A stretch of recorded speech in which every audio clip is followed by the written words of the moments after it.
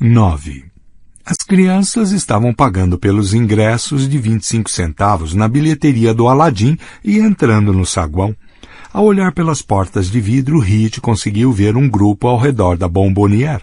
A máquina de pipoca estava trabalhando a toda velocidade, cuspindo jatos de milho estourado com a tampa oleosa subindo e descendo. Ele não viu bem em lugar nenhum. Perguntou a Beverly se ela o estava vendo, ela balançou a cabeça. Pode ser que ele já tenha entrado. Ele disse que não tinha dinheiro, e a filha de Frankenstein ali não deixaria ele entrar sem ingresso. Hit apontou para a Sra. Cole com o polegar à porteira do Aladim desde antes de os filmes serem falados. O cabelo dela, pintado de vermelho vivo, era tão fino que dava para ver o couro cabeludo. Ela tinha lábios enormes e moles, que pintava de batom da cor de ameixa. Bolotas de blush cobriam suas bochechas. As sobrancelhas eram desenhadas com lápis preto. A Sra. Cole era uma perfeita democrata. Odiava todas as crianças igualmente. Cara, não quero entrar sem ele, mas o filme vai começar, disse Hit. Onde ele está? Você pode comprar o ingresso dele e deixar na bilheteria, disse Bev com racionalidade. E então, quando ele chegar... Mas naquele momento, Ben dobrou a esquina da rua Center com a Macklin. Estava ofegante e a barriga balançava debaixo do suéter. Ele viu Hit e levantou uma das mãos para acenar. Em seguida, viu Bev e a mão parou na metade do caminho. Seus olhos se arregalaram momentaneamente. Ele terminou o aceno e andou devagar até onde eles estavam, sob a marquise do Aladim. Oi, Hit, disse ele, e então olhou rapidamente para Bev. Era como se tivesse medo de um olhar prolongado resultar em uma queimadura. Oi, Bev. Oi, Ben, disse ela, e um estranho silêncio se instalou entre os dois. Não era precisamente constrangido. Hit pensou que era quase poderoso e sentiu uma pontada de ciúme, porque alguma coisa se passou entre eles e, fosse o que fosse, ele estava excluído. Olá, Monte de Feno, disse ele. Pensei que você tivesse amarelado. Esses filmes vão te dar tanto medo que você vai perder 5 quilos desse corpo fofo. Ah, pode crer. Eles vão deixar seus cabelos brancos, garoto. Quando você sair do cinema, vai precisar de um lanterninha para te ajudar a andar de tanto que vai estar tremendo. Hit foi na direção da bilheteria e Ben tocou no braço dele. Ben começou a falar, olhou para Bev, que estava sorrindo para ele, e teve que começar tudo de novo. Eu estava aqui, disse ele, mas subi a rua e dobrei a esquina quando aqueles garotos chegaram. Que garotos? Perguntou Hit, mas achava que já sabia a resposta. Henry Bowers, Victor Chris, Arroto Huggins, uns outros caras também. Hit assobiou. Eles já devem ter entrado. Não estou vendo eles comprando balas. Acho que sim. Se eu fosse eles, não ia me dar ao trabalho de pagar para ver uns filmes de terror, disse Hit. Eu ia ficar em casa e olhar no espelho, para poupar uma grana. Bev riu com alegria, mas Ben só sorriu um pouco. Harry Bowers talvez tivesse começado querendo machucá-lo naquele dia, na semana anterior, mas no final queria matá-lo. Ben tinha certeza disso. Vou te dizer uma coisa, disse Hit. Vamos para o balcão. Eles devem estar sentados na segunda ou na terceira fila, com os pés na cadeira da frente. Tem certeza? Perguntou Ben. Ele não sabia se Hit entendia o quanto aqueles caras eram terríveis. E Henry, é claro, era o pior de todos. Reed, que escapou por pouco do que poderia ter sido uma grande surra nas mãos de Henry e dos amigos doentes dele 3 meses antes, conseguiu fugir deles no departamento de brinquedos da loja Frises, logo lá. Entendia mais sobre Henry e sua gangue do que Ben imaginava. Se eu não tivesse certeza, não entraria, disse ele. Quero ver esses filmes, Monte de Feno, mas não quero, sei lá, morrer por eles. Além do mais, se eles arrumarem confusão com a gente manda Foxy expulsar eles, disse Bev. Foxy era o Sr. Foxworth, o homem magro, pálido e de aparência abatida, que era gerente do Aladim. Ele estava agora vendendo doces e pipoca, cantarolando sua litania de espere sua vez, espere sua vez, e espere sua vez. De smoking esfarrapado e camisa amarelada, ele parecia um coveiro que passou por dificuldades. Ben olhou com dúvida para Bev, depois para Foxy e para Hit. Você não pode deixar eles mandarem na sua vida, cara, disse Hit. Você não sabe disso? Acho que sei, disse Ben e suspirou. Na verdade, ele não sabia de nada disso, mas a presença de Beverly deu um tom louco à equação. Se ela não tivesse ido, ele teria tentado persuadir Hit a ir ao cinema outro dia. E se Hit tivesse persistido, Ben talvez amarelasse. Mas Bev estava junto. Ele não queria parecer covarde na frente dela, e a ideia de estar com ela no balcão, no escuro, mesmo com Hit entre os dois, como provavelmente ficaria, era uma atração poderosa. Vamos esperar o filme começar para entrar, disse Hit. Ele sorriu e deu um soco no braço de Ben. Merda, monte de feno, você quer viver para sempre? As sobrancelhas de Ben se aproximaram uma da outra, e então ele deu um ronco de gargalhada. Hit também começou a gargalhar. Ao olhar para eles, Beverly gargalhou também. Hit voltou a se aproximar da bilheteria. Lábios de fígado, Cole entrou para ele de mau humor. Boa tarde, prezada senhora, disse ele em sua melhor voz de barão Buttle. Necessito de 3 ingressos para apreciar seu adorável filme americano. Para de merda e me diz o que quer, garoto, disse Lábios de fígado pelo buraco redondo do vidro, e alguma coisa na forma como as sobrancelhas pintadas dela subiam e desciam perturbou tanto Hit que ele apenas empurrou uma nota amassada de $1 pelo buraco e murmurou, 3, por favor. 3 ingressos saíram pelo buraco. Hit pegou-os. Lábio de fígado devolveu uma moeda de 25 centavos para ele. Não seja espertinho, não jogue caixas de pipoca, não grite, não corra no saguão, não corra nos arredores. Não, senhora, disse Hit, afastando-se para onde estavam Ben e Bev. Ele disse para os dois, sempre sinto calor no coração quando vejo uma velha mala como essa, que gosta mesmo de crianças.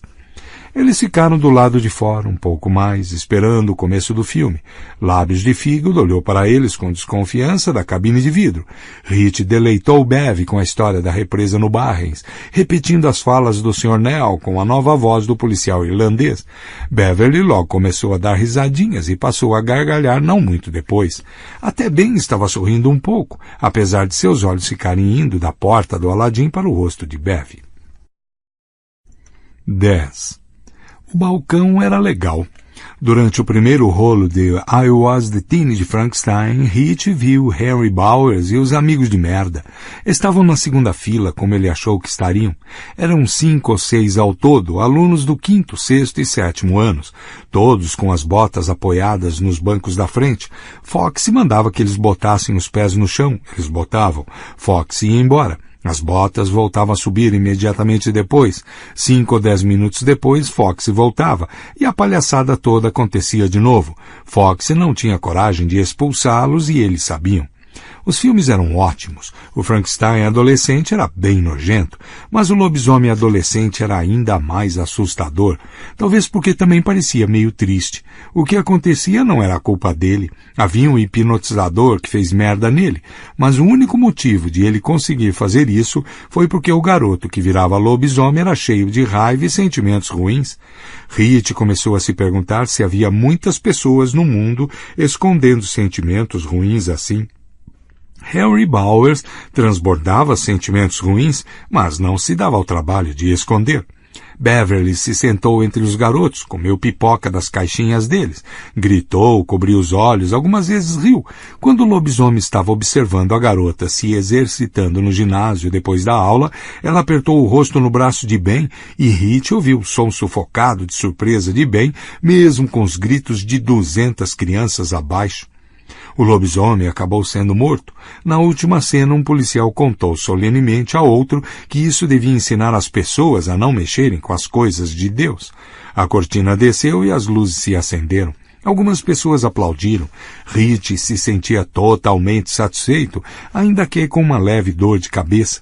Ele achava que teria que ir ao oculista de novo em breve para trocar as lentes dos óculos mais uma vez. Acabaria usando fundos de garrafa de coca na frente dos olhos quando chegasse ao ensino médio, pensou ele com tristeza. Ben puxou a manga dele. Eles viram a gente, Hit, disse ele com voz seca e consternado. Hã? Bowers e Chris, eles olharam aqui para cima quando estavam saindo. Eles viram a gente. Tudo bem, disse Hit. Calma, monte de feno. Acalme-se, vamos sair pela porta lateral. Não tem com que se preocupar. Eles desceram a escada, com Hit na frente, Beverly no meio e Ben na retaguarda, olhando por cima do ombro a cada 2 passos. Esses caras estão mesmo atrás de você, Ben? Perguntou Beverly. Acho que estão, disse Bev. Me meti numa briga com Henry Bowers no último dia de aula. Ele te deu uma surra? Não tanto quanto queria, disse Ben. Acho que é por isso que ainda está furioso. O velho Tank Hank perdeu muita pele, murmurou Hit. Foi o que eu ouvi. Acho que não ficou muito feliz. Ele abriu a porta e os 3 saíram na viela entre o Aladim e a lanchonete Nance. Um gato que estava revirando uma lata de lixo sibilou e passou correndo pelo beco, bloqueado no final por uma cerca de tábuas. O gato pulou e subiu na cerca. Uma tampa de lata de lixo estalou. Bev deu um pulo, agarrou o braço de Hit e riu com nervosismo. Acho que ainda estou com medo do filme, disse ela. Você não. Oi, seu merda, disse Henry Bowers atrás deles. Assustados, os 3 se viraram. Henry, Victor e Arroto estavam na boca da viela. Havia mais 2 caras atrás deles. Ah, merda, eu sabia que isso ia acontecer, gemeu Ben. Reed se virou rapidamente para o Aladim, mas a saída já tinha se fechado atrás deles, e não havia como abrir por fora. Diz tchau, seu merda, diz Henry e saiu correndo de repente para cima de Ben. As coisas que aconteceram em seguida pareceram a Hit, tanto no momento quanto depois, com coisas saídas de um filme. Coisas assim não aconteciam na vida real. Na vida real, os garotos pequenos apanhavam, recolhiam seus dentes e iam para casa. Não foi assim desta vez. Beverly deu um passo à frente para um dos lados, quase como se pretendesse se encontrar com Harry, talvez apertar a mão dele. Hit conseguia ouvir as travas da bota dele estalando. Victor e Arroto estavam atrás. Os outros 2 garotos ficaram na entrada do beco tomando conta. Deixe ele em paz, gritou Beverly. Procura alguém do seu tamanho. Ele é do tamanho de um caminhão, Mac, piranha, rosnou Henry, nem um pouco cavalheiro. Agora sai da minha... Hit esticou o pé. Ele não achou que pretendia fazer isso. Seu pé se moveu da mesma forma que piadinhas perigosas à saúde saíam de sua boca, por vontade própria. Harry correu na direção dele e caiu para a frente. A superfície de pedras do beco estava escorregadia, com lixo derrubado das lixeiras, transbordantes no lado da lanchonete. Harry saiu deslizando como se estivesse sobre gelo. Ele começou a se levantar com a camisa suja de grãos de café, lama e pedaços de alface. Ah, vocês vão morrer, gritou ele. Até aquele momento, Ben estava apavorado. Agora, alguma coisa estalou dentro dele. Ele soltou um rugido e pegou uma das latas de lixo. Por apenas um momento, quando estava segurando-a no alto, com lixo derramando para todo lado, ele realmente parecia um monte de feno calhão. Seu rosto estava pálido e furioso. Ele jogou a lata de lixo, ela bateu na lombar de Harry e derrubou-o de novo. Vamos sair daqui, gritou Hit. Eles correram em direção à entrada do beco. Victor Chris pulou na frente deles, berrando. Ben baixou a cabeça e bateu com ela na barriga de Victor. Uf! Resmungou Victor e caiu sentado. Arroto pegou o rabo de cavalo de Beverly e empurrou-a com força contra a parede de tijolos do Aladim. Beverly quicou e correu pelo beco, esfregando o braço. Hit correu atrás dela e pegou uma tampa de lata de lixo do caminho. Arroto Huggins socou-o com o punho quase do tamanho de um presunto. Hit ergueu a tampa de aço galvanizado. O punho de Arroto se chocou contra ela. Houve um bong alto, um som quase delicado. Hit sentiu o choque subir pelo braço até o ombro. Arroto gritou e começou a pular, segurando a mão que começava a inchar. Ali fica a tenda do meu pai, disse Hit como em segredo, fazendo uma voz bem passável de Tony Curtis, e correu atrás de Ben e Beverly. Um dos garotos na entrada do beco tinha segurado Beverly. Ben estava lutando com ele. O outro garoto começou a socá-lo na base da coluna. Hit deu um impulso com o pé que se chocou diretamente com a bunda do garoto dos socos. O garoto berrou de dor. Hit segurou o braço de Beverly com uma das mãos e o de Ben com a outra. Corram! Gritou ele. O garoto com quem Ben estava lutando soltou Beverly e deu um soco em Hit. Sua orelha explodiu em dor momentânea. Depois ficou dormente e muito quente. Um som alto de assobio começou a soar em sua cabeça. Parecia o barulho que você devia ouvir quando a enfermeira da escola colocava os fones de ouvido em você para o teste de audição. Eles correram pela rua Center. As pessoas se viraram para olhar para eles. A barriga de Ben sacudia para cima e para baixo. O rabo de cavalo de Bev balançava. Hit soltou Ben e segurou os óculos contra a testa, com o polegar esquerdo para não perdê-los. Sua cabeça ainda apitava e ele acreditava que sua orelha incharia, mas sentia-se maravilhoso. Ele começou a gargalhar. Beverly se juntou a ele. Em pouco tempo, Ben também estava rindo. Eles entraram na rua Court e despencaram em um banco em frente à delegacia de polícia. Naquele momento parecia ser o único lugar de Derry onde eles poderiam estar em segurança. Beverly passou o braço pelo pescoço de Ben e de Hit e deu um abraço furioso neles. Isso foi demais. Os olhos dela brilharam. Vocês viram aqueles caras? Vocês viram? Eu vi muito bem, disse Ben ofegante, e nunca mais quero ver de novo. Isso gerou outra explosão de gargalhadas histéricas. Hit ainda esperava que a gangue de Henry dobrasse a esquina da rua Court e fosse para cima deles, independentemente da delegacia de polícia. Ainda assim, não conseguia parar de rir. Beverly estava certa. Foi demais. O clube dos otários manda bem, gritou Hit com entusiasmo. Waka, waka, waka. Ele colocou as mãos nas laterais da boca e fez a voz de Ben Bernie. Sim, senhor. Sim, senhor. Sim, senhor. Crianças. Um policial colocou a cabeça para fora de uma janela aberta no segundo andar e gritou. Saiam daqui, crianças. Agora mesmo. Vão passear. Hit abriu a boca para dizer alguma coisa brilhante, possivelmente em sua novíssima voz de policial irlandês, e Ben chutou seu pé. Cala a boca, Hit, disse ele, e imediatamente teve dificuldade para acreditar que disse uma coisa dessas. Isso aí, Hit, disse Bev, olhando para ele com carinho. Bip, bip. Tá, disse Hit. O que vocês querem fazer? Procurar Henry Bowers para perguntar se ele quer resolver em uma partida de banco imobiliário? Morde a língua, disse Bev. Hã? O que isso quer dizer? Deixa para lá, disse Bev. Algumas pessoas são ignorantes demais. Com hesitação e corando furiosamente, Ben perguntou. Aquele sujeito machucou seu cabelo, Beverly? Ela sorriu para ele, com gentileza, e naquele momento teve certeza de uma coisa de que apenas desconfiava antes, que foi Ben Hanscom quem mandou o cartão postal com o belo Haikai. Não foi nada demais, disse ela. Vamos para o Barrens, propôs Hit. E foi para onde eles foram, ou para onde fugiram. Hit pensaria depois que isso gerou um padrão para o resto do verão. O Barrens se tornou o local deles. Beverly, como Ben no dia do primeiro encontro com os garotos grandes, nunca tinha ido até lá embaixo. Ela andou entre Hit e Ben em fila única pela trilha. A saia dela balançava lindamente, e ao olhar para ela, Ben percebia ondas de sentimento poderosas, como cólicas estomacais. Ela estava usando a tornozeleira, brilhava sob o sol da tarde. Eles atravessaram a parte do Kenduskeag, onde os garotos haviam feito a represa. O córrego se dividia cerca de 70 metros à frente e voltava a ser um só 200 metros depois, na direção da cidade, usando pedras abaixo do ponto em que ela ficou. Encontraram outro caminho e acabaram saindo na margem do lado leste do rio, que era bem mais largo do que o outro. Ele cintilava sob a luz da tarde. À esquerda, Ben conseguia ver 2 dos cilindros de concreto com tampa em cima. Abaixo deles, surgindo por cima do rio, havia canos largos de concreto.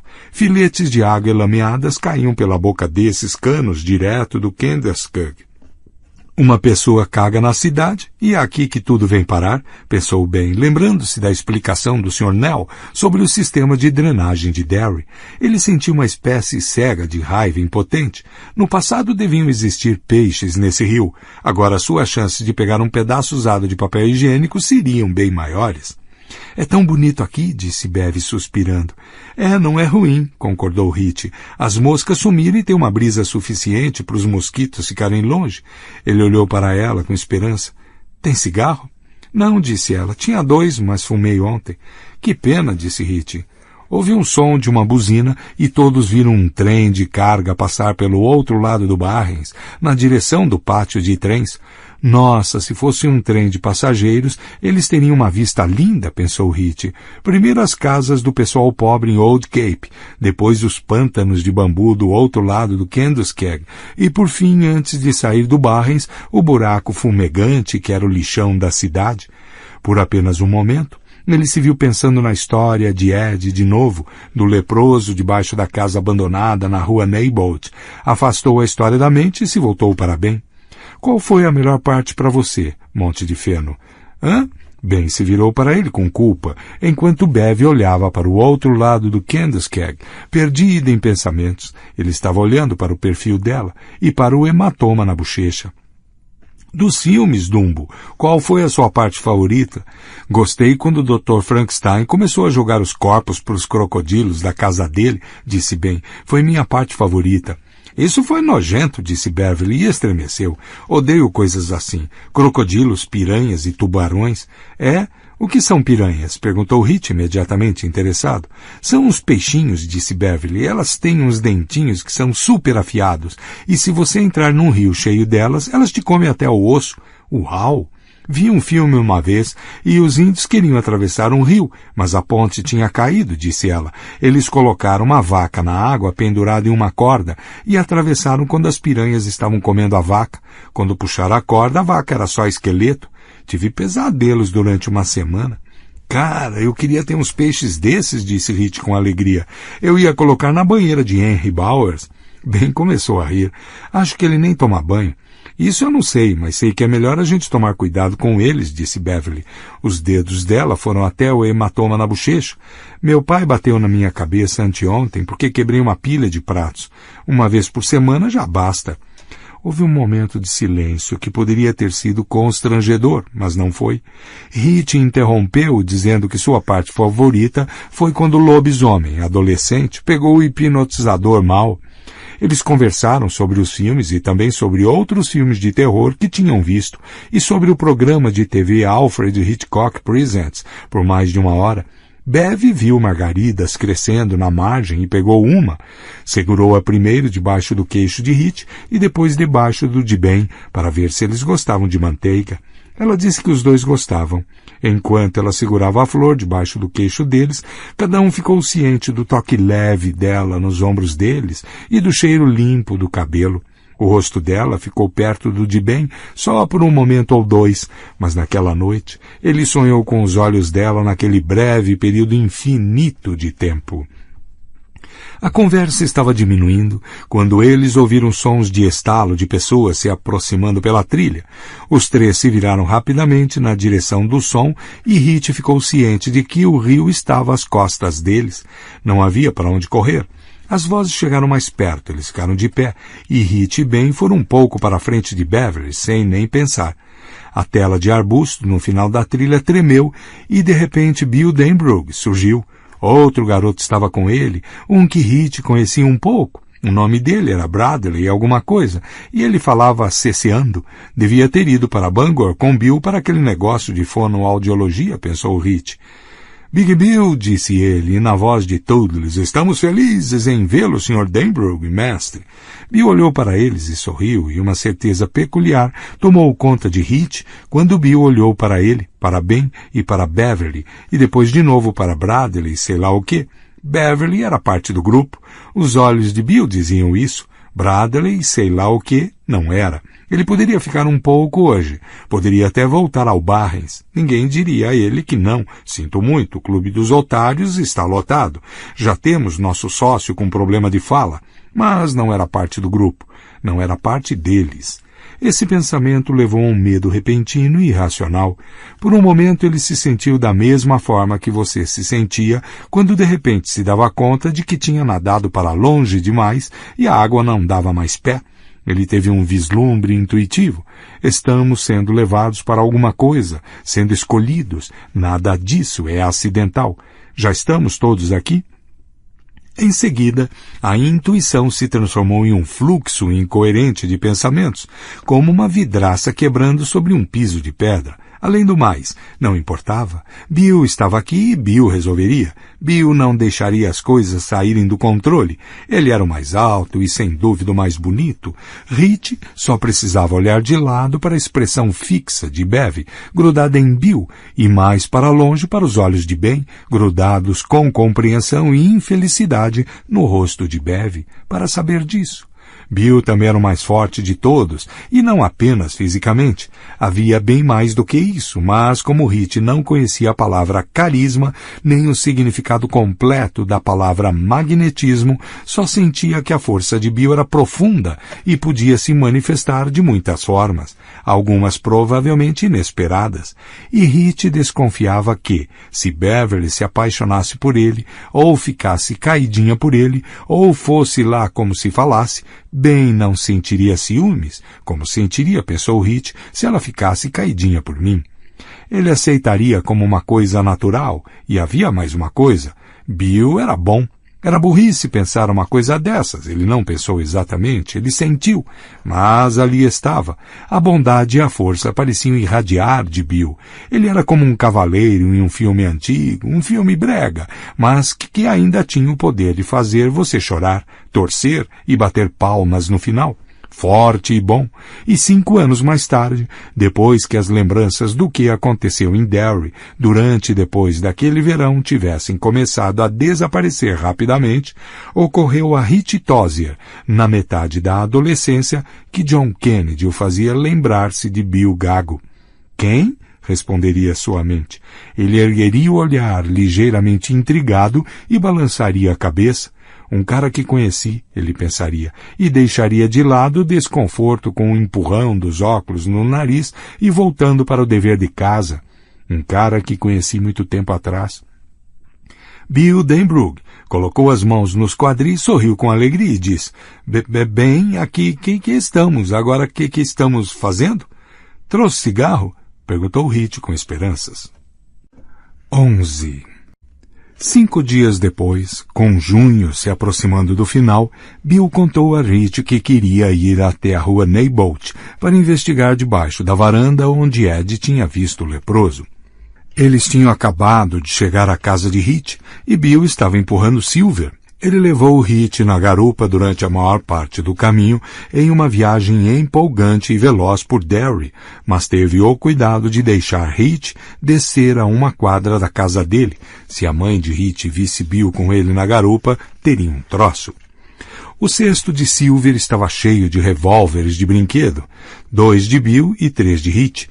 Eles passaram a maior parte da tarde no Barrens, brincando de armas. Beverly Marsh apareceu por volta das 15 horas, usando uma calça jeans surrada e carregando um rifle de ar comprimido. Daisy, muito velho, que tinha perdido a maior parte do impacto.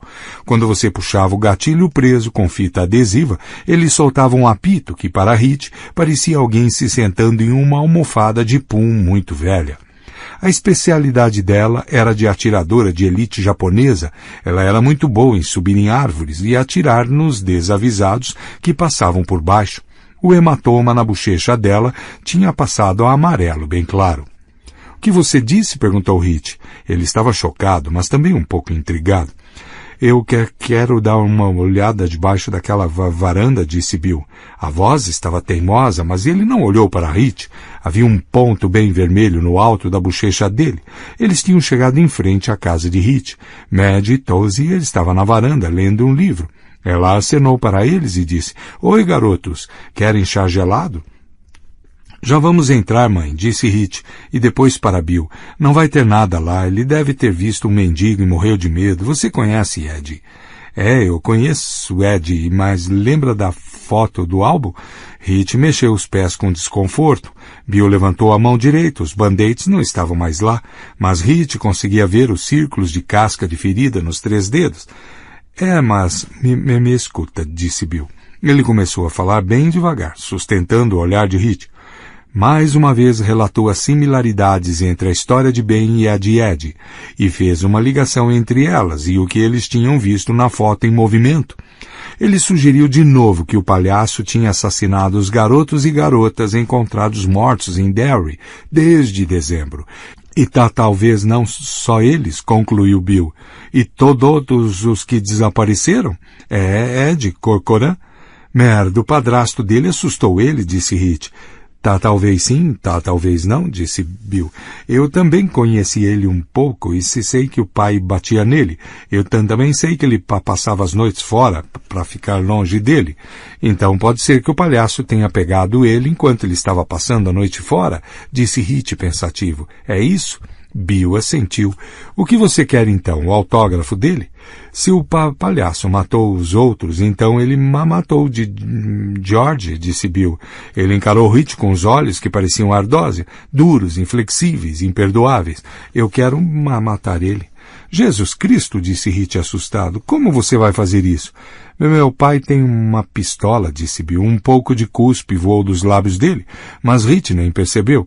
Ele não sabe que eu sei, mas sei. Está na prateleira do alto do armário dele.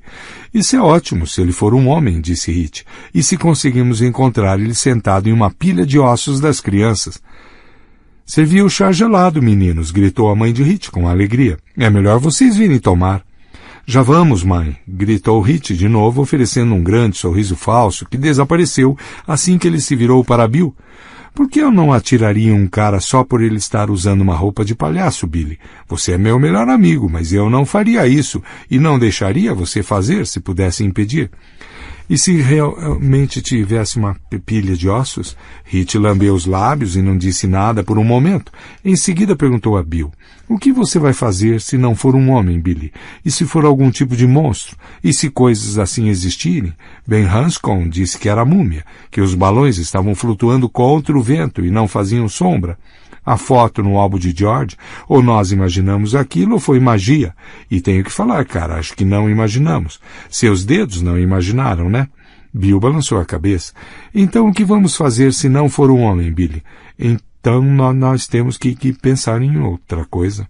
Ah, disse Hit, consigo imaginar, depois de você atirar 4 ou 5 vezes e ele continuar vindo para cima da gente, como o lobisomem adolescente do filme que vi com Ben e Bev, você pode tentar usar um estilingue. Se isso não funcionar, vou jogar um pouco do meu rapé nele, e se ele continuar vindo depois disso, vamos pedir tempo e dizer, espera aí. Isso não está dando certo, seu monstro. Olha, tenho que ir pesquisar na biblioteca. Volto logo, com licença. É isso que você vai dizer, Big Bill? Ele olhou para o amigo e sentiu a cabeça latejando rapidamente. Parte dele queria que Bill insistisse na ideia de verificar debaixo da varanda daquela casa velha, mas outra parte queria desesperadamente que Bill desistisse da ideia. De algumas maneiras, tudo isso era como entrar em um daqueles filmes de terror de sábado à tarde do Aladim, mas de outra maneira, de uma maneira crucial, era bem diferente, porque não era seguro como um filme onde você sabia que tudo terminaria bem e mesmo que não terminasse, não era com você que as coisas davam errado. A foto no quarto de George não foi como um filme.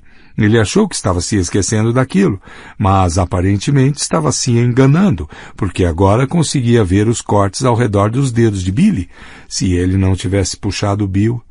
Incrivelmente, Bill estava sorrindo. Sorrindo, de verdade. Você queria que eu levasse você para olhar a foto, disse ele. Agora que quero te levar para olhar uma casa, olho por olho. Você não tem peito, disse Hit, e os dois caíram na gargalhada. Amanhã de manhã, disse Bill, como se tivesse sido decidido. E se for um monstro? Perguntou Hit, sustentando o olhar de Bill. Se a arma do seu pai não detiver ele, Big Bill, se ele continuar vindo, vamos pensar em alguma coisa, disse Bill de novo.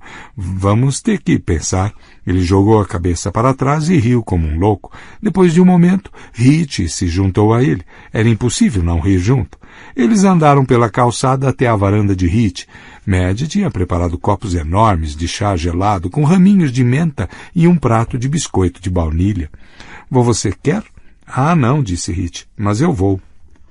Bill bateu nas costas dele com força, e isso pareceu tornar o medo suportável, embora Hit tenha tido uma certeza repentina, e não estava errado, de que o sono demoraria a chegar naquela noite. Vocês pareciam estar tendo uma conversa séria ali, disse a senhora Tozier, sentando-se com o livro em uma das mãos e um copo de chá gelado na outra. Ela olhou para os garotos com expectativa. Ah, Denbrook está com uma ideia maluca de que os Red Sox vão terminar na primeira divisão, disse Hit. E eu e meu pai achamos que eles têm chance de terceiro lugar, disse Bill, e tomou um gole de chá gelado. Está muito gostoso, Sra. Tozier. Obrigada, Bill. O ano em que o Sox terminar na primeira divisão vai ser o ano que você vai parar de gaguejar, boca de mingau, disse Hit. Hit! Gritou a Sra. Tozier, chocada. Ela quase deixou o copo de chá gelado cair, mas tanto Hit quanto Bill Denbrook começaram a rir histericamente, sem parar. Ela olhou para o filho, para Bill e de novo para o filho, tomada de uma curiosidade que era mais uma simples perplexidade, mas em parte um medo tão delicado e pungente que penetrou no coração dela e vibrou lá como um diapasão feito de gelo. Não entendo nenhum dos dois, pensou ela. Para onde vão, o que fazem, o que querem ou o que vão se tornar? Às vezes os olhos deles ficam selvagens e às vezes tenho medo por eles e às vezes tenho medo deles.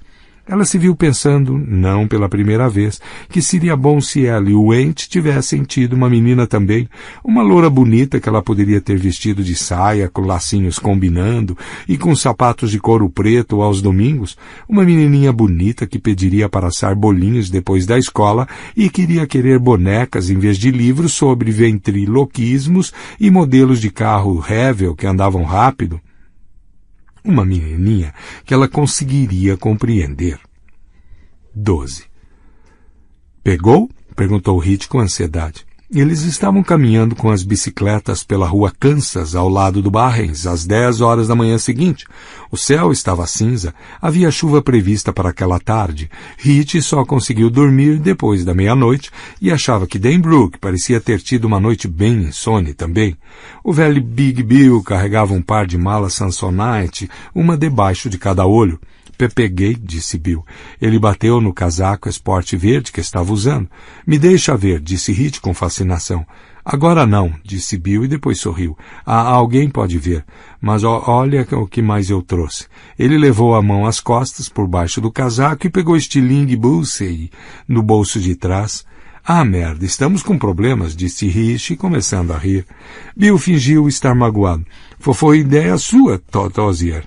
Bill ganhou estilingue de alumínio feito especialmente para ele de aniversário no ano anterior. Foi o acordo que Zack conseguiu fazer entre a arma de calibre 22 que Bill queria e a recusa peremptória de sua mãe de sequer pensar em dar uma arma de fogo para um garoto da idade de Bill. O livreto de instruções dizia que um estilingue podia ser uma boa arma de caça depois que se aprendia a usá-lo. Nas mãos certas, seu estilingue Bullseye é tão mortal e eficiente quanto um arco de freixo ou uma arma de fogo. Proclamava o livreto. Com tais virtudes devidamente exaltadas, o livreto prosseguia e anunciava que um estilingue podia ser perigoso. O dono não devia mirar uma das 20 bolinhas de metal que vinham com ele em uma pessoa, tanto quanto não miraria um revólver carregado em uma pessoa. Bill ainda não era muito bom com ele, no fundo achava que jamais seria, mas achava que o aviso do livreto era apropriado. O elástico grosso do estilingue era forte, e quando você acertava uma lata de alumínio com ele, fazia um buraco enorme. Melhorou no estilingue, Big Bill? Perguntou Hit. Um pouco, disse Bill. Era verdade apenas, em parte, depois de muito estudar as fotos no livreto que eram chamadas de figuras 1, figura 2, figura 3 e assim por diante, e treinaram bastante no Parque Derry a ponto de cansar o braço, ele chegou a conseguir atingir o alvo de papel que também veio com estilingue, talvez 3 a cada 10 vezes, e uma vez ele acertou na mosca. Quase. Hit puxou o elástico pela parte de trás, fez com que vibrasse e o devolveu. Ele não disse nada, mas internamente duvidou que teria o mesmo valor que a arma de Zack Denbrook quando fosse hora de matar monstros. Disse ele, você trouxe seu estilingue certo, grande coisa. Isso não é nada. Olha o que eu trouxe, Denbrook. E de dentro do casaco ele tirou uma caixa com desenho de um homem careca dizendo, Tim, com as bochechas inchadas como a Dizzy Gillespie. Pó de rapé do Dr. Wack, dizia a caixa. É uma gargalhada só. Os dois se olharam por bastante tempo e então desabaram, gritando, gargalhando e batendo nas costas um do outro. Estamos preparados para qualquer coisa, disse Bill, por fim ainda dando risadinhas e secando os olhos com a manga do casaco. Só cara em minha bunda, Bill Gago, disse Hit. Achei que era o contrário, disse Bill. Agora escuta, vamos guardar sua bicicleta no Barrens, onde deixo Silver quando brincamos. Você vai na minha garupa por caso de a gente ter que fugir rápido. Hit assentiu, não sentindo necessidade de discutir. A bicicleta Harley guiara o 22, ele às vezes batia com os joelhos no guidão quando estava pedalando rápido. Parecia uma bicicleta pigmeia ao lado da enormidade esquelética que era Silver. Ele sabia que Bill era mais forte e Silver era mais rápida. Eles chegaram à pequena ponte e Bill ajudou Hit a guardar a bicicleta lá embaixo. Em seguida, eles se sentaram e, com o ocasional tremor do tráfico passando acima da cabeça deles, Bill abriu o casaco e pegou a arma do pai. Tenha muito cuidado, disse Bill, entregando-a depois de Hit assobiar em aprovação. Não tem trava de segurança em uma pistola assim. Está carregada? Perguntou Hit impressionado. A pistola, uma PPK Walther que Zack Denbrugge adquiriu durante a ocupação do Japão, parecia incrivelmente pesada. Ainda não, disse Bill. Ele bateu no bolso. Tem umas balas aqui, mas meu pai disse que às vezes você olha e então se arma e acha que você não está tomando cuidado, ela se carrega sozinha para poder atirar em você. O rosto dele formou um sorriso estranho enquanto ele falava, um sorriso que dizia que, embora ele não acreditasse em uma coisa boba assim, também acreditava inteiramente. Hit entendia. Havia uma mortalidade enjaulada no objeto que ele nunca sentira na 22 do pai, nem na 30-30, nem no rifle, embora houvesse alguma coisa no rifle, não? Alguma coisa na forma como ele ficava encostado, mudo e lubrificado, no canto do armário da garagem, como se pudesse dizer, caso pudesse falar, eu poderia ser mau se quisesse, muito mau, pode apostar. Mas essa pistola, essa Walther, era como se ela tivesse sido feita com o propósito claro de atirar em pessoas. Com um tremor, Hit percebeu que era esse o motivo de sua fabricação. Que outra coisa se podia fazer com uma pistola? Usá-la para acender seus cigarros? Ele virou o cano em sua direção, tomando cuidado de manter as mãos longe do gatilho. Uma olhada dentro do olho preto sem pálpebra da Walther o fez entender perfeitamente o sorriso peculiar de Bill. Ele se lembrou do pai dizendo, se você lembrar que não existe arma descarregada, vai ficar bem com armas de fogo por perto pelo resto da vida, Hit. Ele devolveu a pistola para Bill, feliz de se livrar dela. Bill aguardou dentro do casaco de novo. De repente, a casa na rua Neibolt pareceu menos assustadora para Hit, mas a possibilidade que sangue pudesse ser derramado, isso parecia bem mais forte. Ele olhou para Bill, talvez pretendendo apelar para essa ideia de novo, mas viu o rosto do amigo, leu a expressão e apenas disse, pronto? 13. Como sempre, quando Bill finalmente tirou o segundo pé do chão, Hit teve certeza de que eles iriam cair e abrir o crânio no cimento duro. A bicicleta enorme tremeu loucamente de um lado para o outro. As cartas presas nos raios pararam de fazer sons individuais e começaram a disparar como uma metralhadora. Os tremores bêbados da bicicleta ficaram mais pronunciados. Hit fechou os olhos e esperou o inevitável. E então Bill gritou, "Aiô, Silver, vamos!" A bicicleta pegou velocidade e o balanço enjoativo de um lado para o outro acabou parando. Hit deixou de apertar a cintura de Bill e se segurou na garupa acima da roda de trás. Bill atravessou a rua Kansas inclinado, disparou pelas ruas laterais em ritmo ainda mais rápido e seguiu para Wickham, como se apostando corrida. Eles saíram com tudo na rua Stratham e depois na Wickham em uma velocidade exorbitante. Bill quase fez Silver deitar e gritou "Aiô, Silver!" de novo. "Pedala, Big Bill!" gritou Hit, tão apavorado que estava quase sujando a calça, mas rindo loucamente ao mesmo tempo. "Fica de pé nessa belezinha!" Bill ajustou a ação à palavra, ficou de pé e se inclinou por cima do guidão, pedalando em ritmo alucinado. Ao olhar para as costas de Bill, que eram incrivelmente largas para um garoto de 11, quase 12 anos, vendo-as trabalhar por baixo do casaco, com os ombros se inclinando primeiro para um lado e depois para o outro, enquanto ele jogava o peso de um pedal para o outro, Hit de repente teve certeza de que eles eram invencíveis, que viveriam para todo o sempre. Bem, talvez não eles, mas Bill, sim, Bill não fazia ideia do quanto era forte, do quanto era seguro e perfeito. Eles seguiram em disparada e as casas começaram a rarear e as ruas cruzavam a Wickham em intervalos mais longos. "Aiô, Silver!" gritou Bill e Hit gritou com sua voz de negro Jim, alta e aguda. "Aiô, Silva, mestre Saí, você tá mandando ver na bike, meu Deus do céu. Aiô, Silva, vamos!" Agora eles estavam passando por campos verdes que pareciam chapados e sem profundidade sob o céu cinzento. Hit conseguia ver a velha estação de trem de tijolo ao longe. À direita dela havia vários armazéns. Silver bateu em um trilho de trem, depois em outro, e aqui estava a rua Neighbolt. Surgindo à direita, pátio de trens de Derry, dizia uma placa azul debaixo da placa da rua. Estava enferrujada e torta.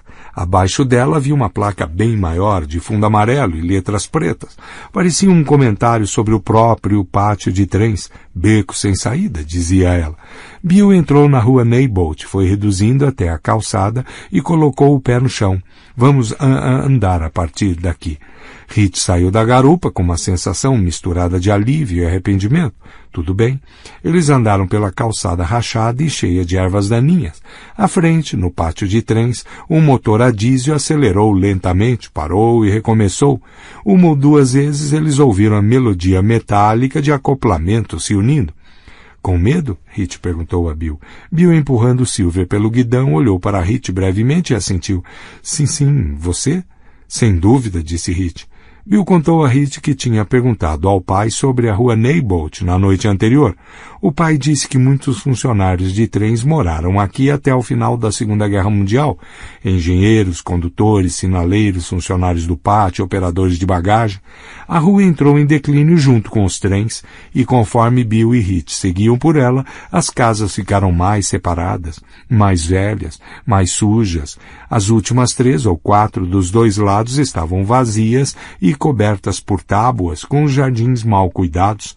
Uma placa de vende-se balançava desamparada na varanda de uma. Para Hit, a placa parecia ter 1000 anos de idade. A calçada sumiu e agora eles estavam andando no chão de terra batida em que cresciam algumas ervas daninhas. Bill parou e apontou. Ali está", disse ele baixinho. O número 29 da rua Neighbolt já tinha sido uma casa elegante, no estilo Cape Cod. Talvez, pensou Hit, um engenheiro morasse ali, um solteirão que não usava calça social, mas sim calça jeans e um monte de luvas com punhos rígidos e 4 ou 5 bonés. Um cara que iria para casa 1 ou 2 vezes por mês, por períodos de 3 ou 4 dias, e escutaria a rádio enquanto mexia no jardim. Um cara que comeria basicamente comidas fritas e nada de legumes, apesar de plantar para os amigos, e que em noites com vento pensaria na garota que deixou para trás. Agora a tinta vermelha tinha desbotado até um cor-de-rosa lavado que estava descascando em pedaços feios que pareciam feridas. As janelas eram olhos cegos cobertos de tábuas. A maior parte das telhas tinha caído. Ervas daninhas cresciam de forma desenfreada dos 2 lados da casa, e o gramado estava coberto com a primeira leva de dentes de leão da estação. À esquerda, uma cerca alta, talvez no passado branca e bem cuidada, mas agora em um tom cinza que era quase igual ao céu baixo, aparecia esporadicamente entre a vegetação densa. A meio caminho dessa cerca, Hit conseguia ver uma área monstruosa de girassóis. Os mais altos pareciam ter 1,5 metros ou mais. Tinha uma aparência inchada e feia da qual ele não gostou. Uma brisa os fez balançar e eles pareceram assentir juntos. Os garotos chegaram, não é legal? Mais garotos, nossos garotos. Hit tremeu.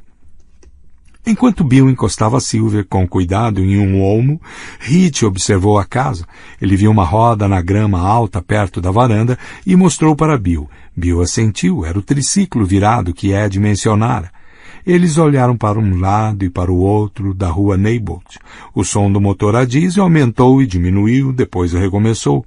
O som parecia harmonizar com o céu como um encanto. A rua estava completamente deserta.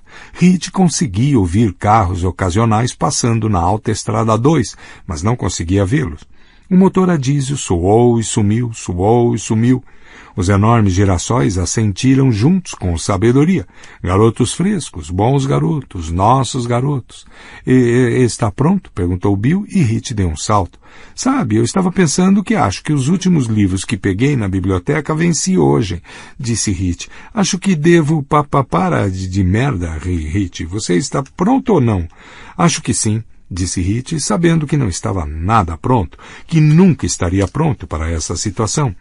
Eles atravessaram o gramado alto até a varanda. Olha ali, disse Bill. Na extremidade do lado esquerdo, a grade de ripas entrelaçadas da varanda estava forçada para fora, na direção dos arbustos. Os dois garotos conseguiam ver os pregos enferrujados que tinham se soltado. Havia roseiras velhas ali, e apesar de as rosas à direita e à esquerda do pedaço solto de cercado estarem florescendo de forma aleatória, as que ficavam ao redor estavam murchas e mortas. Bill e Rich se entreolharam com expressão soturna. Tudo o que Ed disse parecia verdade. 7 semanas depois, as evidências ainda estavam lá. Você não quer mesmo entrar lá embaixo, quer? Perguntou Rich. Ele estava quase implorando. Não, disse Bill, mas eu vou. E com o coração despencando, Rich viu que ele estava falando sério. Aquela luz cinza estava de volta aos olhos de Bill, brilhando com firmeza. Havia uma ansiedade pétrea nas linhas do rosto dele, que o fazia parecer mais velho. Rich pensou, acho que ele pretende mesmo matar o monstro, se ele ainda estiver lá. Matar e, quem sabe, cortar a cabeça fora, levar para o pai e dizer, olha, foi isso que matou o George. Agora você vai voltar a falar comigo de noite, quem sabe só me contar como foi seu dia, ou quem perder quando vocês tiraram cara ou coroa, para decidir quem ia pagar o café da manhã? Bill, disse ele, mas Bill não estava mais lá. Estava andando em direção ao lado direito da varanda, onde Ed deve ter entrado rastejando. Rich teve que ir atrás e quase tropeçou no triciclo no meio da grama, enferrujando lentamente no chão. Ele alcançou Bill quando ele estava agachado, olhando debaixo da varanda. Não havia cerca deste lado. Algum vagabundo tinha arrancado tempos antes para ter acesso ao abrigo ali embaixo, para fugir da neve de janeiro ou da chuva fria de novembro ou de uma tempestade de verão. Rich se agachou ao lado dele, com o coração disparado. Não havia nada debaixo da varanda, além de montes de folhas podres, jornais amarelados e sombras. Sombras demais. Bill, repetiu ele. O que? Bill estava com a Walter do pai na mão de novo. Ele puxou o pente, pegou 4 balas no bolso da calça, carregou uma de cada vez. Rich observou com fascinação. Depois olhou debaixo da varanda de novo. Desta vez, viu outra coisa. Vidro quebrado, pedaços reluzentes de vidro estilhaçado. Sua barriga se contraiu dolorosamente. Ele não era um garoto burro e entendeu que isso praticamente confirmava a história de Ed. Estilhaços de vidro nas folhas podres debaixo da varanda significavam que a janela tinha sido quebrada de dentro do porão. O que? Perguntou Bill de novo, olhando para Rich. Seu rosto estava sério e pálido. Ao olhar para aquele rosto determinado, Rich jogou mentalmente a toalha. Nada, disse ele. Você vem? Vou. Eles se arrastaram para debaixo da varanda. O cheiro de folhas podres era um cheiro do qual Rich costumava gostar, mas não havia nada de agradável no cheiro ali embaixo. As folhas pareciam esponjosas debaixo de suas mãos e joelhos, e ele teve uma impressão de que podiam formar uma pilha de 60 a 90 centímetros. Ele se perguntou de repente o que faria se uma mão ou uma garra surgisse no meio daquelas folhas e o agarrasse. Bill estava examinando a janela quebrada. Havia vidro para todo lado. A tábua de madeira que ficava no meio da vidraça estava partida em 2 debaixo dos degraus da varanda. A parte de cima da moldura da janela se projetava como um osso quebrado. Alguma coisa bateu nessa porra com força, murmurou Rich. Bill, agora olhando para dentro, ou ao menos tentando, assentiu. Rich empurrou com o cotovelo bastante para também poder olhar. O porão era uma confusão escura de caixas e engradados. O chão era de terra e, como as folhas, emitia um aroma úmido. Havia uma fornalha à esquerda com canos redondos que iam até o teto baixo. Atrás dela, no final do porão, Rich conseguia ver uma cabine grande com laterais de madeira. Uma baia de cavalo foi seu primeiro pensamento, mas quem guardava cavalos em um porão? Logo ele se deu conta de que em uma casa velha como essa, a fornalha devia usar carvão em vez de óleo. Ninguém tinha se dado ao trabalho de converter a fornalha porque ninguém queria aquela casa. Aquela coisa com paredes era um depósito de carvão. À extrema direita, Hit conseguia ver um lance de escadas indo para o térreo. Agora Bill estava se sentando, se encolhendo para a frente, e antes que Hit conseguisse acreditar no que ele estava fazendo, as pernas de seu amigo desapareceram na janela. Bill, pelo amor de Deus, sibilou ele, o que você está fazendo? Sai daí! Bill não respondeu. Ele deslizou pelo buraco, arrastou o casaco pelas costas e passou perto de um pedaço de vidro que teria feito um corte feio. Um segundo depois, Hit ouviu os tênis dele baterem na terra dura lá dentro. Merda de ideia, murmurou Hit freneticamente para si mesmo, olhando para o quadrado de escuridão no qual seu amigo desapareceu. Bill, você perdeu a cabeça? A voz de Bill veio lá de dentro. Papá pode ficar aí em cima se quiser, Hit. Fica vigiando. O que ele fez foi rolar sobre a barriga e enfiar as pernas pela janela do porão antes que o medo pudesse tomar conta dele, torcendo para não cortar as mãos nem a barriga nos pedaços de vidro quebrado. Alguma coisa agarrou suas pernas. Hit gritou. Só eu, sibilou Bill, e um momento depois Hit estava de pé ao lado dele, no porão, ajeitando a camisa e o casaco. Quem você achou que era? O bicho-papão, disse Hit, e deu uma risada trêmula. Você vai por ali e eu vou... Foda-se isso, disse Hit. Ele conseguiu ouvir seus batimentos na voz, fazendo-a parecer trêmula e irregular. Primeiro agudo e depois grave. Vou ficar com você, Big Bill. Eles seguiram em direção ao depósito de carvão primeiro. Bill um pouco à frente, com a arma na mão. Hit logo atrás, tentando olhar para todos os lados ao mesmo tempo. Bill ficou ao lado de uma das laterais do depósito de carvão por um momento. Depois deu um salto de repente, apontando a arma com as duas mãos. Hit fechou bem os olhos e se preparou para a explosão. Ela não aconteceu. Ele abriu os olhos de novo com cuidado. Nada além de carvão, disse Bill e riu com nervosismo. Hit andou até Bill e olhou. Ainda havia um resto de carvão velho lá dentro, empilhado quase até o teto no fundo do depósito e descendo até os pés deles. Era preto como as asas de um corvo. Vamos, começou Hit, e então a porta no alto da escada do porão se abriu com força contra a parede, fazendo um estrondo alto e espalhando a luz mortiça do dia pela escadaria. Os dois garotos gritaram. Hit ouviu sons de rosnado. Eram bem altos os sons que um animal selvagem em uma jaula poderia fazer. Viu sapatos descendo os degraus, uma calça jeans surrada acima deles, mãos balançando. Mas não eram mãos, eram patas, enormes, deformadas. Só sobe no carvão, gritou Bill, mas Hit estava paralisado por saber, de repente, o que estava atrás deles, o que ia matá-los nesse porão com fedor de terra úmida e vinho barato derramado nos cantos. Sabendo, mas precisando ver, detém uma janela no alto do carvão. As patas eram cobertas de pelos castanhos densos que se encaracolavam como arame. Os dedos tinham unhas irregulares nas pontas. Agora Hit viu uma jaqueta de cetim. Era preta com viés laranja. As cores da Derry High School. Vai, gritou Bill, e deu um empurrão gigantesco em Hit. Ele caiu esparramado no carvão. Pontas afiadas o cutucaram dolorosamente, fazendo-o despertar. Mais carvão caiu sobre suas mãos. O rosnado louco prosseguiu. O pânico tomou conta da mente de Hit. Mal percebendo o que estava fazendo, ele subiu a montanha de carvão, progredindo, escorregando, subindo de novo, sempre gritando. A janela no alto estava manchada de preto e não deixava entrar luz nenhuma. Estava bem trancada. Hit pegou a tranca, que era do tipo que se girava, e jogou o peso contra ela. A tranca nem se mexeu. O rosnado estava mais próximo agora. A arma foi disparada abaixo dele, e o som foi quase ensurdecedor no ambiente fechado. Fumaça intensa e acre fez o nariz de Hit arder. Isso provocou um choque que o levou à percepção, e ele se deu conta de que estava tentando girar a tranca para o lado errado. Ele mudou a direção da força que estava aplicando, e a tranca cedeu com um gemido enferrujado. Poeira de carvão cobriu suas mãos como pimenta. A arma soou de novo com um segundo estrondo ensurdecedor. Bill Denbrook gritou: "Você matou meu irmão, seu merda!" Por um momento, a criatura que tinha descido a escada pareceu rir, pareceu falar.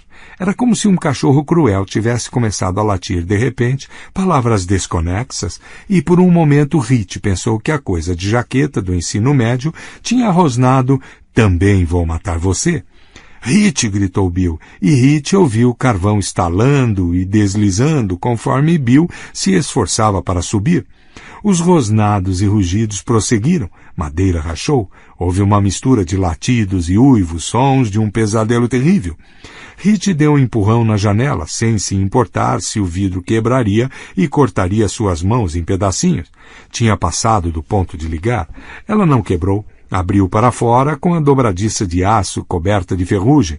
Mais poeira de carvão voou, desta vez no rosto de Hit. Ele saiu no pátio lateral como uma enguia, sentindo o cheiro de ar fresco, sentindo a grama alta bater no rosto. Mal percebeu que estava chovendo. Ele conseguia ver os caules altos dos enormes girassóis, verdes e peludos. Al Walter foi disparado uma terceira vez, e a fera no porão gritou um som primitivo de pura fúria. E então Bill gritou: "Ele me pegou, Hit! Socorro! Ele me pegou!" Hit se virou de quatro e viu o círculo apavorado do rosto do amigo no quadrado da janela do porão, pela qual a quantidade de carvão suficiente para todo o inverno era jogada a cada mês de outubro. Bill estava deitado no carvão, suas mãos se balançavam e procuravam sem resultado a moldura da janela, que estava fora de alcance. Sua camisa e casaco estavam levantados até o peito, e ele estava deslizando para trás. Não, ele estava sendo puxado para trás por alguma coisa que Hit mal conseguia ver. Era uma sombra enorme em movimento atrás de Bill, uma sombra que rosnava e murmurava e parecia quase humana. Hit não precisava vê-la. Tinha visto no sábado anterior, na tela do cinema Aladdin. Era loucura, loucura total, mas mesmo assim nunca ocorreu a Hit duvidar de sua própria sanidade, nem de sua conclusão. O lobisomem adolescente tinha agarrado Bill Denbrook, só que não era aquele Michael Landon com um monte de maquiagem e um monte de pelos falsos. Era real. Como se, para provar isso, Bill gritou de novo. Hit se esticou e segurou as mãos de Bill. A pistola Walter estava em uma delas. Pela segunda vez naquele dia, Hit olhou em seu olho negro, só que desta vez ela estava carregada. Eles fizeram cabo de guerra por Bill, Hit puxando pelas mãos, o lobisomem pelos tornozelos. "Sai daqui, Hit!" gritou Bill. "Sai!" O rosto do lobisomem saiu da escuridão de repente. A testa era baixa e projetada, coberta de esparsos pelos. As bochechas eram afundadas e peludas. Os olhos eram castanho escuros, tomados de uma inteligência horrível, uma percepção horrível. A boca se abriu e ele começou a rosnar. Uma espuma branca escorreu pelos cantos do lábio inferior, em 2 filetes que pingaram no queixo. O cabelo na cabeça estava puxado para trás, em uma paródia hedionda de um penteado adolescente. Ele jogou a cabeça para trás e rugiu, sem tirar os olhos de Hit. Bill lutou para subir pelo carvão. Hit segurou os antebraços dele e o puxou. Por um momento ele achou que venceria, mas então o lobisomem voltou a segurar as pernas de Bill e ele foi puxado para trás, em direção à escuridão mais uma vez. Ele era mais forte, estava segurando Bill e pretendia ficar com ele. Sem pensar no que estava fazendo, nem porquê, Hit ouviu a voz do policial irlandês saindo da boca, a voz do Sr. Nell. Mas não era Hit Tozier fazendo uma imitação ruim, não era nem exatamente o Sr. Nell. Era a voz de cada policial irlandês que já tinha vivido, feito batidas e girado um cacetete pela cordinha ao testar portas de lojas fechadas depois da meia-noite. "Solta ele, meu chapa, senão racho sua cuca. Juro por Deus, solta ele agora, senão vou servir sua bunda numa bandeja." A criatura no porão soltou um rugido de ira de arrebentar os tímpanos, mas pareceu a Hit que havia uma outra emoção nesse grito, talvez medo, ou dor. Ele deu outro puxão forte, e Bill voou pela janela e caiu na grama. Olhou para Hit com olhos sombrios e apavorados. A parte da frente do casaco estava manchada de preto, de poeira, de carvão. Rápido, ofegou Bill. Estava quase gemendo. Ele agarrou a camisa de Hit. Temos. Hit conseguiu ouvir carvão deslizando de novo. Um momento depois, a cara do lobisomem ocupou a janela do porão. Ele rosnou para eles, enfiou as patas na grama. Bill ainda estava com o Walter, tinha ficado com a arma na mão o tempo todo. Agora ele a segurou com as duas mãos, apertou bem os olhos e puxou o gatilho. Houve outro estrondo ensurdecedor. Hit viu um pedaço do crânio do lobisomem se soltar e uma torrente de sangue escorrer pela lateral do rosto dele, molhando o pelo e a gola da jaqueta que ele usava. Rugindo, ele começou a sair pela janela. Com movimentos lentos, sonhadores, Hit enfiou a mão dentro do casaco até ao bolso de trás da calça, pegou o envelope com a foto do homem espirrando, abriu enquanto a criatura sangrenta que rugia saía pela janela à força, afundando as garras na terra. Hit abriu o pacote e apertou-o. Volte para o seu lugar, meu chapa, ordenou ele com a voz do policial irlandês. Uma nuvem branca voou na cara do lobisomem. Os rugidos pararam de repente. Ele olhou para Hit com surpresa, quase cômica, e fez um som engasgado. Os olhos vermelhos e embaçados rolaram na direção de Hit e pareceram marcá-lo para todo sempre. E então ele começou a espirrar. Ele espirrou sem parar. Filetes de saliva voavam de seu focinho, pedaços verde enegrecidos de meleca voavam das narinas. Uma dessas caiu na pele de Hit e queimou como ácido. Ele a limpou com um grito de dor e nojo. Ainda havia raiva na cara dele, mas também havia dor. Era inconfundível. Bill poderia tê-lo ferido com a pistola do pai, mas Hit o feriu mais. Primeiro com a voz do policial irlandês, depois com o pó de rapé. Meu Deus, se eu tivesse pó de mico também e quem sabe um aparelho de choque, poderia até matar ele, pensou Hit. E então Bill segurou a gola do casaco dele e puxou-o para trás. Ainda bem que ele fez isso. O lobisomem parou de espirrar tão repentinamente quanto começou e pulou para cima de Hit, e foi rápido, incrivelmente rápido. Hit poderia ter ficado ali com o envelope vazio de pó de rapé do Dr. Walk na mão, olhando para o lobisomem com uma espécie de espanto drogado, pensando no quanto o pelo dele era castanho, no quanto o sangue era vermelho, que nada era em preto e branco na vida real. Poderia ter ficado ali até as patas dele se fecharem ao redor de seu pescoço e suas longas unhas arrancarem sua garganta. Mas Bill o puxou de novo até ficar de pé. Hit cambaleou atrás dele. Eles correram até a frente da casa, e Hit pensou, ele não vai ousar nos caçar mais. Estamos na rua agora, ele não vai ousar nos caçar. Não vai ousar. Mas estava vindo. Hit conseguia ouvi-lo logo atrás, murmurando, rosnando e babando. Ali estava Silver, ainda encostada na árvore. Bill puxou no selim e jogou a pistola do pai na cestinha da frente, onde eles já tinham carregado tantas armas de brinquedo. Hit lançou um olhar para trás ao correr para a garupa e viu o lobisomem atravessando o gramado na direção deles, a menos de 6 metros de distância. Sangue e baba se misturavam na jaqueta. Um osso branco brilhava no ferimento na têmpora direita. Havia manchas brancas de rapé nas laterais do nariz dele, e Hit viu 2 outras coisas que pareceram completar o horror. Não havia zíper na jaqueta da coisa. Em vez disso, havia grandes botões macios laranjas, como pompons. A outra coisa era pior. Foi a outra coisa que o fez achar que ia desmaiar, ou apenas desistir e deixar que a coisa o matasse. Havia um nome bordado na jaqueta em linhas douradas, o tipo de coisa que dava para mandar fazer por $1 na Machen, se você quisessem. Bordadas no peito esquerdo sangrento da jaqueta do lobisomem, manchadas, mas legíveis, estavam as palavras Hit Tozier. A coisa pulou para cima deles. Vai, Bill, gritou Hit. Silver começou a se mover, mas devagar demais. Bill demorava tanto para pegar o embalo. O lobisomem atravessou o caminho irregular na mesma hora em que Bill saiu pedalando na rua Neibolt. Sangue manchava a calça jeans surrada do monstro, e ao olhar para trás por cima do ombro, tomado de uma espécie de fascinação terrível e firme que parecia hipnose, Hit viu que as costuras da calça estavam se abrindo em alguns pontos e tufos de pelos castanho estavam aparecendo.